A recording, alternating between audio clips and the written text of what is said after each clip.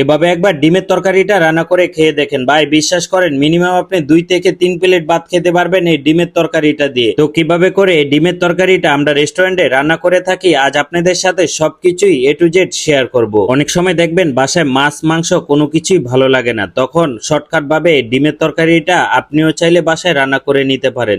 প্রথমে আমার এখানে 1 কেজি পরিমাণ আলু আছে, আলুগুলো ভালো করে ছিলে খুবই পাতলা পাতলা করে কেটে নিয়েছি। এখন আমি পেস্ট কেটে নিচ্ছি, পেস্টটা একদম পাতলা পাতলা করে কেটে নিব। আর অবশ্যই আপনারা চাইলে হালকা একটু পেস্টটা বাড়তিও দিতে পারেন। এখন কাঁচামরিচগুলো কেটে নিচ্ছি, আপনাদের স্পাইসি অনুযায়ী আপনারা কাঁচামরিচ নিয়ে নেবেন। এখন টমেটো কেটে নিচ্ছি, আমার এখানে 5-6টা টমেটো একদম পাতলা পাতলা করে কেটে নিব। এখন একটা বলের ভিতরে এখানে 250 গ্রামের মতো মসুর ডাল আছে, আর মসুর ডালটা ধুয়ে আমি কিছুক্ষণের জন্য ভিজিয়ে রাখবো। এখন একটা কড়াইয়ের ভিতরে এখানে সয়াবিন তেল দিয়ে দিলাম, তারপরে এখানে পেঁয়াজ কুচি আর কাঁচামরিচটা একসাথে দিয়ে দিব। আর পেঁয়াজটা কিছুক্ষণের জন্য খুবই সুন্দর করে ভাজা ভাজা করে নিব। এখন দিয়ে দিচ্ছি টমেটোটাও আপনার যা পেঁয়াজের সাথে ভালো করে ভাজা ভাজা করে নিব। তারপরে অল্প একটু আদা রসুন দিয়ে দিলাম, মানে 1 টেবিল চামচের মতো এখানে আদা রসুন দিয়ে দিচ্ছি।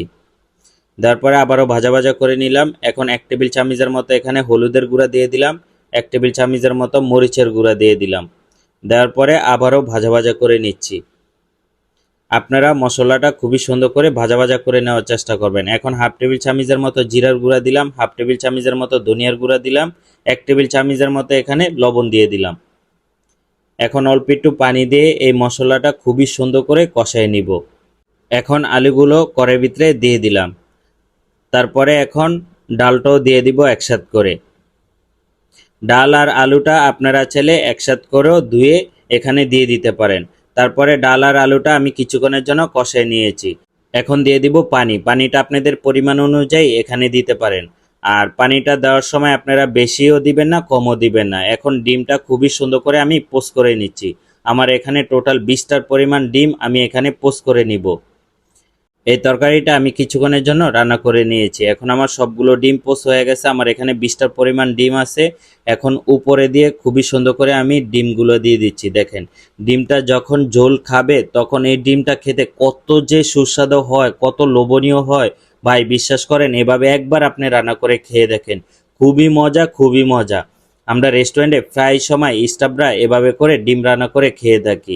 এখন উপরে দিয়ে ধনিয়া পাতা দিয়ে দিলাম, তারপরে দিয়ে দিব জিরার গুঁড়া। আর এভাবে করে ডিম রান্নাটা কে কে করে থাকেন অবশ্যই অবশ্যই কমেন্ট করে জানাবেন, তাহলে বুঝবো যে আপনিও আমার মতো করে রান্না করে খেয়ে থাকেন। এই ডিমের তরকারিটা বাসায় খুবই শর্টকাট ভাবেই রান্না করা যায়। তো আপনারা